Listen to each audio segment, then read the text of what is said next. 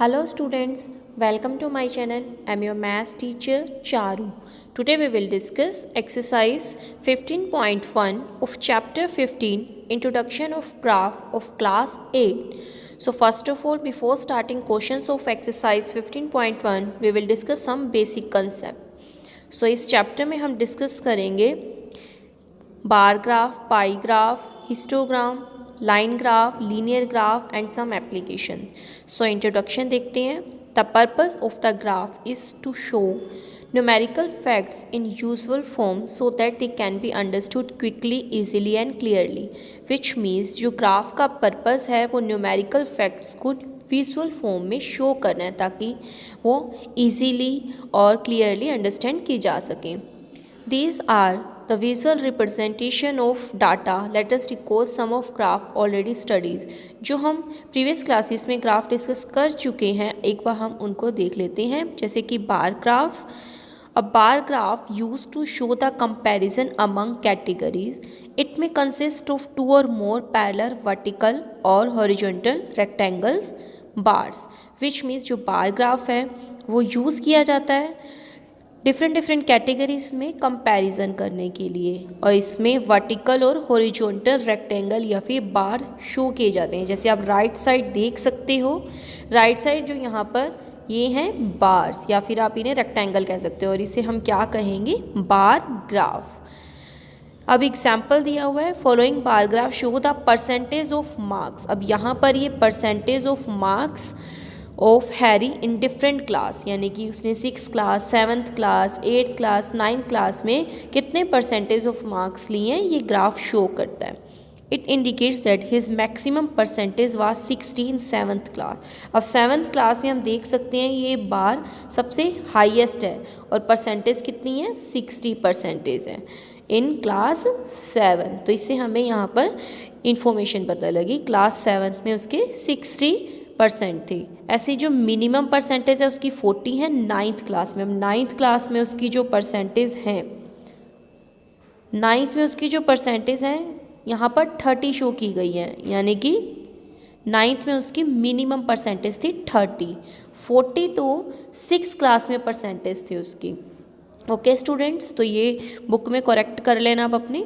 Now next देखते हैं पाई graph. Pie graph में यहाँ पर फिगर भी बना हुआ है. It is use to compare parts of whole. The circle represent the whole. It is always calculated in percentage.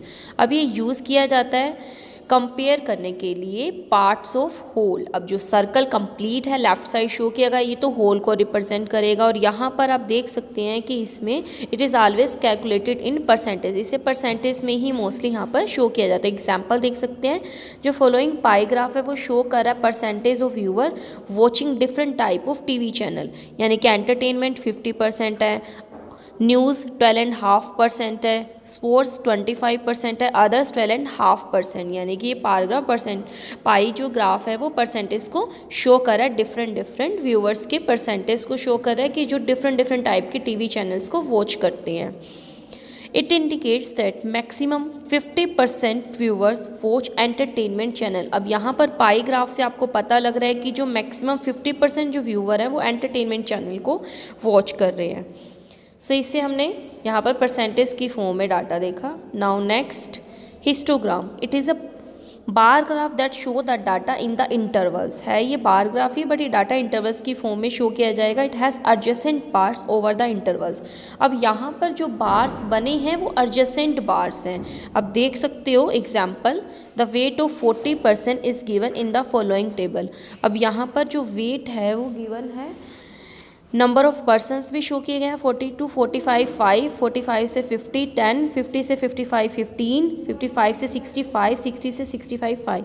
तो ये जो हिस्टोग्राम है राइट साइड शो किया गया है, इसमें जो बार्स हैं उनके बीच में गैप नहीं है, ये एडजेसेंट है. तो इस तरह से हमने ये प्रीवियस जो क्लासेस में डिस्कस किए थे ग्राफ वो देखे. नाउ जो अब न्यू है इस क्लास में वो देखते हैं line graph. A line graph display the data that changes continuously over period of time. अब जो लाइन ग्राफ है वो डिस्प्ले करता है डाटा को जो चेंज हो रहा है continuously over period of time. अब एग्जांपल से आप देखते हैं, the temperature of a sick person is given in that following table. Time 6 AM, temperature है 37, ऐसे 9 AM पर 40 है, 12, 38 और 3 PM पर 35 डिग्री टेम्परेचर है। It indicates the temperature was more at 9 PM। अब ये देख सकते हैं कि 9 o'clock 40 डिग्री टेम्परेचर है जो कि मैक्सिमम है, और after 9 AM it falls continuously, और 9 बजे के बाद जो टेम्परेचर है वो फॉल कर रहा है, यानी कि 40 से 38 गया, 38 से 35 गया।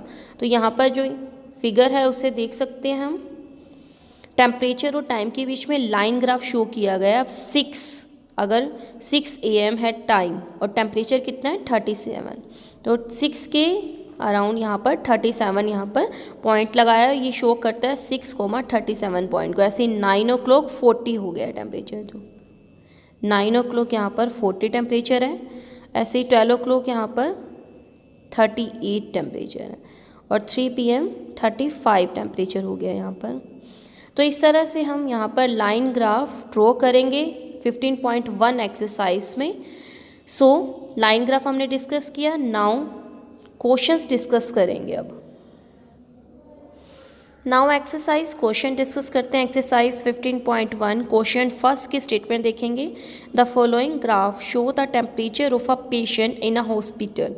अब जो यहाँ पर फर्स्ट क्वेश्चन में ग्राफ है वो शो करता है पेशेंट का टेम्परेचर रिकॉर्डेड एवरी आवर, यानी कि हर घंटे में उसका कितना टेम्परेचर हुआ है ये शो करता है ग्राफ। सो फर्स्ट का ए पार्ट स्टेटमेंट देखेंगे। What was the patient temperature at 1 PM। 1 PM पर पेशेंट का जो टेम्परेचर है वो कितना है हम ग्राफ से देखेंगे। 1 PM पर पेशेंट का टेम्परेचर चेक करना है, तो ग्राफ देखते हैं यहाँ पर। अब ग्राफ में देखा हमने जो 1 PM है, 1 PM के अकॉर्डिंग अब यहाँ पर टेम्परेचर हमें चेक करना है, तो हम इसके अराउंड चेक करेंगे कितना टेम्परेचर हो जाता है। यहाँ पर हमने देखा कि ये 36 और 37 के मिड में है, तो कितना टेम्परेचर होगा 36.5 डिग्री। तो 1 PM पर उसका टेम्परेचर है 36.5 degree Celsius.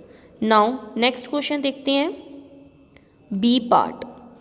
When was the patient temperature 38.5 degree Celsius, यानी कि अब हमें ये चेक करना है कि जो 38.5 डिग्री सेल्सियस टेम्परेचर है वो कब हुआ है, यानी कि कितने बजे हुआ है। तो ग्राफ में देखेंगे 38.5। अब 38.5 के अराउंड हमें टाइम चेक करना है, तो 38 से नेक्स्ट 38.5 आ जाएगा, तो हमें ये देखना है ये टेम्परेचर टाइम कितना होता है 11:30, यानी कि 11 और 12 के बीच में मिड में है, तो 11:30 AM होगा, यहाँ पर टाइम हो जाएगा। Now first C part, the patient temperature was the same 2 times during the period given. What were these 2 times।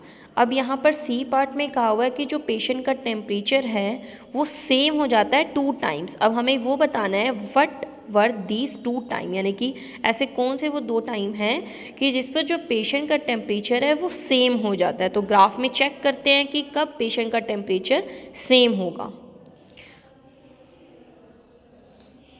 अब यहाँ पर हम देखते हैं कि 1 और 2 PM, 1 PM और 2 PM पर जो पेशेंट का टेम्परेचर है वो है 36.5। 1 PM पर भी 36.5 है और 2 PM पर भी 36.5 है, तो इसका आंसर होगा 1 PM and 2 PM। Now next देखेंगे D part. What was the temperature at 1:30 PM। 1:30 PM पर टेम्परेचर बताना है। How did you arrive at your answer, और ये भी बताना है कि हम इस आंसर पर कैसे पहुँचे। 1:30 PM पर टेम्परेचर चेक करते हैं ग्राफ में। अब देखेंगे 1:30 PM 1 और 2 के बीच में आएगा। 1:30 PM पर हमें टेम्परेचर चेक करना है, और 1 और 2 के बीच में यहाँ पर 1:30 है, तो इसके अलोंग यहाँ पर हमने लाइन इस तरह से ड्रॉ की। तो हम यहाँ पर देख रहे हैं कि जो टेम्परेचर है इनके बीच में कितना टेम्परेचर है 36.5 डिग्री सेल्सियस। और ये कैसे आया 36 और 37 के मिड में, यानी कि अगर हम 36 और 37 के मिड में देखते हैं तो टेम्परेचर है 36.5 डिग्री सेल्सियस। तो इस डी पार्ट का आंसर आ जाएगा 36.5 डिग्री सेल्सियस। नाउ नेक्स्ट देखेंगे। Next E part, during which period did the patient temperature showed an upward trend. अब हमें ये देखना है कि ड्यूरिंग विच पीरियड, यानी कि किन पीरियड पर जो पेशेंट का टेम्परेचर है वो अपवर्ड ट्रेंड शो कर रहा है, यानी कि अप साइड जाएगा। तो देखते हैं, अब यहाँ पर ग्राफ में देखेंगे 9 से 10 के बीच में जो ग्राफ बना हुआ है वो अप साइड जा रहा है। 9 से 10, एक तो हमारा हो गया 9 AM टू 10 AM। अब अगेन चेक करते हैं, यहाँ पर देखते हैं 10 AM टू, अब ये जो टेम्परेचर है वो है 10:30, यानी कि 10 से 10:30 तक भी अपवर्ड ट्रेंड है। फर्स्ट ऑफ ऑल 9 से 10, देन 10 to 10:30। अब यहाँ पर तो नेक्स्ट जो ग्राफ है वो नीचे की तरफ जा रहा है। अब हमें अपवर्ड वाला ही चेक करना है, तो अपवर्ड वाला हम देखेंगे कि 2 से 3 PM है, यानी कि 2 PM to 3 PM upward trend है। फर्स्ट है 9 to 10 AM, देन है 10 to 10:30 AM, और नेक्स्ट है 2 PM टू 3 PM। ये था ई पार्ट। सो हमने यहाँ पर फर्स्ट के ए से लेकर ई पार्ट तक डिस्कस किया। नाउ इनके एक बार आंसर अगेन देख लेते हैं। फर्स्ट का ए पार्ट का आंसर है 36.5 डिग्री सेल्सियस, बी का है 11:30 AM, C 1 PM 2 PM, first का D 36.5 degree Celsius, midway between 36 and 37। ऐसे ही फर्स्ट का E 9 AM to 10 AM, 10 AM to 10:30 AM, 2 PM to 3 PM। तो ये थे फर्स्ट के आंसर। नाउ सेकंड क्वेश्चन की स्टेटमेंट देखेंगे। Second question, the following line graph show the yearly sale figure for a manufacturing company. अब यहाँ पर cell figure show किए गए हैं मैन्युफैक्चरिंग कंपनी के लिए। ग्राफ में देखेंगे ईयर्स और सेल्स के बीच में ग्राफ बना हुआ है। तो A part, what were the sales in 2002 and second part 2006। 2002 और 2006 में हमें सेल्स चेक करनी है। फर्स्ट ऑफ ऑल ग्राफ में देखते हैं, यहाँ पर सेल्स इन करोड़ लिखा हुआ है, तो इन करोड़ है तो सेल्स भी करोड़ में ही राइट करेंगे।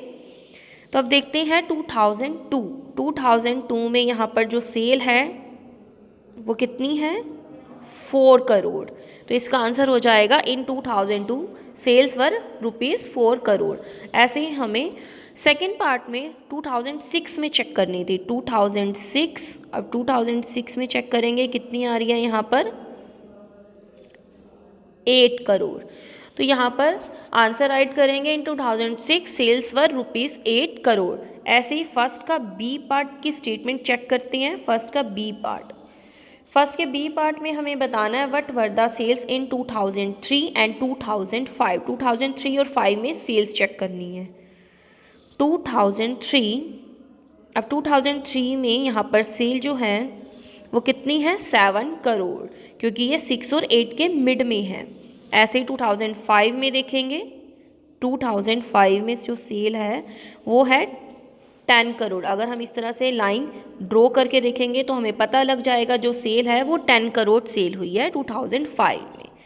नाउ नेक्स्ट पार्ट देखते हैं, C part, compute the difference between sales in 2002 and 2006। अब 2002 और 2006 में जो सेल्स थी हमने वो फर्स्ट पार्ट में चेक की थी। 2002 में कितनी सेल थी, 4 करोड़, और 2006 में कितनी सेल थी, 8 crore.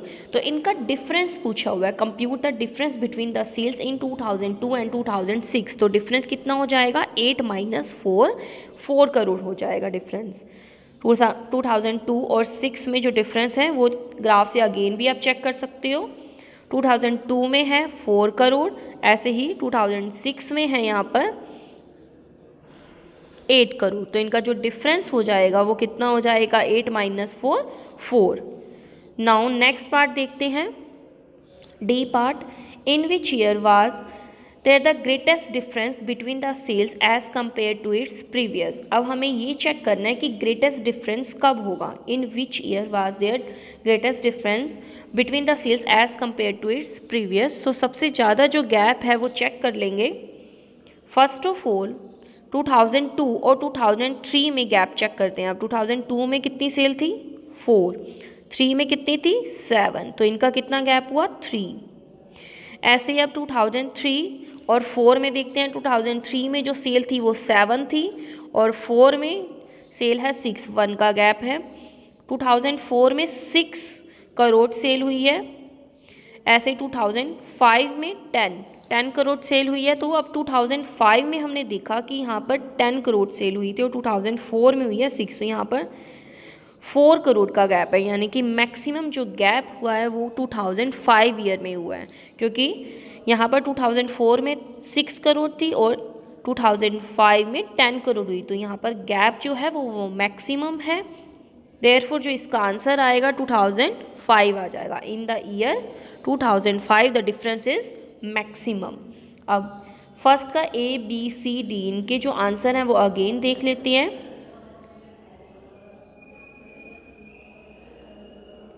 Question 2A part, first part है in 2002 sales were ₹4 crore, in 2006 sales were ₹8 crore. B part, first part होगा बी का, 2003 में जो सेल है 7 करोड़, 2005 में है 10 करोड़। सी, सेल्स 2002 और 2006 की राइट करनी है और उनका डिफरेंस बताना है, 8 - 4 crore.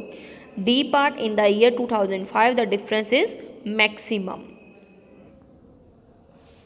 Now question 3. For an experiment in botany, two different plants, plant A and plant B, were grown under similar laboratory conditions. Their height were measured at the end of each week for 3 weeks. The results are shown by the following graph, which means botany में experiment किया गया two different plants, plant A और plant B पर similar conditions में।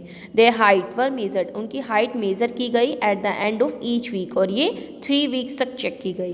तो यहाँ पर जो ग्राफ है वो शो किया गया है वीक और हाइट के बीच में। First week, second, third week में कितनी हाइट हो जाती है प्लांट ए और प्लांट बी की। अब यहाँ पर ग्राफ में जो प्लांट ए के लिए डॉटेड लाइन शो की गई है और प्लांट बी के लिए डार्क लाइन शो की गई है। थर्ड का ए पार्ट देखेंगे, how high was plant A after 2 weeks, second 3 weeks, यानी कि प्लांट ए की हाइट बतानी है हमें। बी पार्ट में how high was plant B after 2 weeks, second 3 weeks, यानी कि प्लांट ए और प्लांट बी की हाइट हमें चेक करनी है आफ्टर 2 और आफ्टर 3 वीक्स। तो ग्राफ में देखेंगे तो प्लांट ए के लिए डॉटेड लाइन देखनी है हमें, प्लांट ए के लिए आफ्टर 2 वीक्स। अब आफ्टर 2 वीक्स प्लांट ए की जो हाइट है वो कितनी हो जाती है, यहाँ से हम चेक कर लेंगे 8 सेंटीमीटर, क्योंकि हाइट थी सेंटीमीटर में। ऐसे ही हमने देखा कि प्लांट जो बी है आफ्टर 2 वीक उसकी भी हाइट 8 सेंटीमीटर है। अब चेक करेंगे आफ्टर 3 वीक, आफ्टर 3 वीक जो प्लांट ए है उसकी हाइट चेक कर लेते हैं। यहाँ पर जो ये हाइट है वो शो की गई आफ्टर 3 वीक प्लांट ए के लिए, वो कितनी है यहाँ पर 8 और 9 के बीच में, 8 और 10 के बीच में 9। ऐसे ही प्लांट बी के लिए चेक करते हैं। प्लांट बी की आफ्टर 3 वीक जो हाइट है वो है 10 सेंटीमीटर, यानी कि प्लांट ए और प्लांट बी की जो हाइट है आफ्टर 3 वीक्स, प्लांट ए की है 9 सेंटीमीटर, प्लांट बी की है 10 सेंटीमीटर। नाउ नेक्स्ट पार्ट देखते हैं। Next C part, how much did plant A grow during the 3rd week. जो प्लांट ए है वो कितना ग्रो कर रहा है ड्यूरिंग 3rd वीक। अब 3rd वीक में जो प्लांट ए है उसकी हाइट चेक कर लेते हैं और हम देखते हैं कि वो कितना ग्रो किया है। फर्स्ट ऑफ ऑल आफ्टर 3 जो वीक था उसमें हमें अभी चेक की थी कि 9 सेंटीमीटर थी और आफ्टर 2 वीक कितनी थी 8 सेंटीमीटर। तो प्लांट ए है 8 सेंटीमीटर तो है वो 2nd वीक में।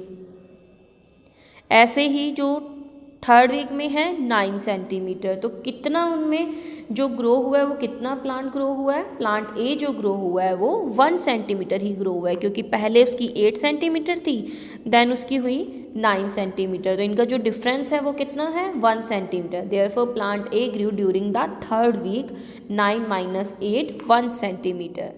नाउ नेक्स्ट पार्ट देखते हैं। D, how much did plant B grow from the end of the second week to the end of the third week, यानी कि जो प्लांट बी है सेकेंड वीक के एंड और third week के end में कितना ग्रो हुआ है। अब सेकेंड वीक के एंड में जो प्लांट बी है हमने वो चेक किया था, बी पार्ट में चेक किया था हमने। आफ्टर 2 वीक जो प्लांट बी की हाइट 8 सेंटीमीटर हुई थी और आफ्टर 3 की उसकी हाइट हो गई थी 10 सेंटीमीटर। तो 8 और 10 का जो गैप है वो कितना होगा 2 सेंटीमीटर का गैप हो जाएगा। तो यहाँ पर जो यहाँ इसका आंसर आएगा डी पार्ट का वो आ जाएगा यहाँ पर 10 माइनस 8 2 सेंटीमीटर। अब ई पार्ट चेक करते हैं। During which week did plant A grow most, यानी कि जो प्लांट ए है वो सबसे ज़्यादा कौन से वीक में ग्रो करता है। अगर हम यहाँ पर ग्राफ में चेक करें प्लांट ए की हाइट, प्लांट ए की जो हाइट है फर्स्ट वीक के एंड में वो है 2 सेंटीमीटर और सेकेंड वीक के एंड में है 8 सेंटीमीटर। यहाँ पर है 2 8 सेंटीमीटर देन है 9। तो यहाँ पर जो सबसे ज़्यादा ग्रोथ हुई है उसकी सेकेंड वीक में हुई है, क्योंकि जो सेकेंड वीक में 2 से 8 सेंटीमीटर तक ग्रोथ हो गई है। तो इसका आंसर आएगा during second week plant A grew most. Now next देखते हैं। Next F part, during which week did plant B grow least. अब हमें लीस्ट चेक करना है प्लांट बी के लिए। तो अब प्लांट बी यानी कि डार्क लाइन है, प्लांट बी के लिए हम चेक कर लेते हैं। स्टार्टिंग में उसकी जो हाइट है वो कितनी हाइट है उसकी 1 सेंटीमीटर, देन उसकी हाइट है 8 सेंटीमीटर, यानी कि जो स्टार्टिंग फर्स्ट वीक है उसकी हाइट सबसे कम हुई। ऐसे ही जो थर्ड वीक है, थर्ड वीक में जो उसकी हाइट है वो भी कम हुई, क्योंकि थर्ड वीक में जो उसकी हाइट थी 8 से 10 सेंटीमीटर हुई थी, सिर्फ 2 सेंटीमीटर का ही इंक्रीमेंट हुआ था। तो इसका आंसर आ जाएगा during first and third week plant be grow least. Now next देखते हैं G part, were the 2 plant of the same height during any week shown here specify. क्या यहाँ पर जो 2 प्लांट्स है वो सेम हाइट के शो हुए हैं, अगर शो हुए हैं तो कौन से वीक में हुए हैं। तो हम देखते हैं यहाँ पर जो सेकेंड वीक के एंड में है प्लांट ए और प्लांट बी की हाइट जो है वो सेम है 8 सेंटीमीटर। तो इसका आंसर आएगा yes, at the end of second week 2 plants of the same height shown here. यानी कि अगर हम चेक करें प्लांट बी की और प्लांट ए की हाइट, वो सेकेंड वीक में अगर हम चेक करते हैं वो सेम है 8 सेंटीमीटर। देयरफॉर इसका आंसर हम राइट करेंगे at the end of second week. दोनों जो प्लांट है उनकी हाइट सेम हो जाती है at the end of second week, और दोनों की जो हाइट है वो कितनी है 8 सेंटीमीटर हाइट। तो इस तरह से हमने इस ग्राफ की हेल्प से इन क्वेश्चंस के आंसर दिए। So today we have discussed exercise 15.1 question 1, 2 and 3। So question जो 4 है वो आप खुद से ट्राई करेंगे सिमिलर इसी मेथड से, ग्राफ में चेक करेंगे और क्वेश्चंस के आंसर देंगे। आई होप सो आज के क्वेश्चंस आपको अच्छे से क्लियर हो गए होंगे। Thank you.